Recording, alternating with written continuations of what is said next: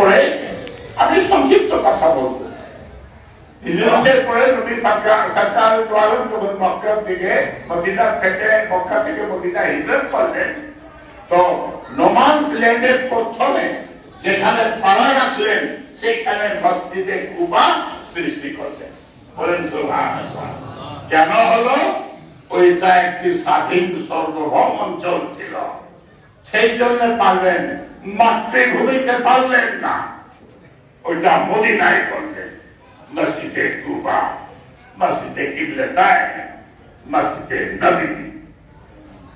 আর এই শিল্প কি এখানে পরিসমাপ্তি টানলেন না, উম্মতে মুহাম্মাদীকে বললেন যে সারা বিশ্বে মসজিদ বানাও, সারা বিশ্বে যেখানে লা ইলাহা ইল্লাল্লাহ মুহাম্মাদুর রাসূলুল্লাহ এই উচ্চারিত হবে, সেখানে প্রত্যেক 5 ওয়াক্ত নামাজের আগে মসজিদ যেখানে আযান দিবে, এই আযানের ধ্বনি যে পর্যন্ত যাবে, এর ওই ধ্বনির মধ্যেই আপনারা মসজিদের সীমানা বানাও।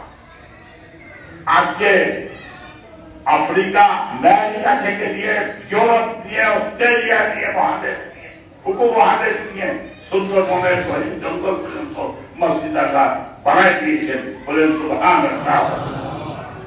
আল্লাহ আপনার রাসূল পাক সরকারের আলমকে এই মহান দায়িত্ব দেওয়ার আগে সূরা আহজাবে কত বলছেন, ইয়া আইয়ুহান নবিয়্যু ইন্না আরসালনাকা শাহিদান ওয়া মুবাশশিরান ওয়া নাযীরা ওয়া দাঈয়ান ইলাল্লাহি বিইذনিহি ওয়া সিরাজাম মুনীরা ওয়া বাশশিরিল মুমিনিনা বিআন্না লাহুম মিনাল্লাহি ফাজলান কাবীরা।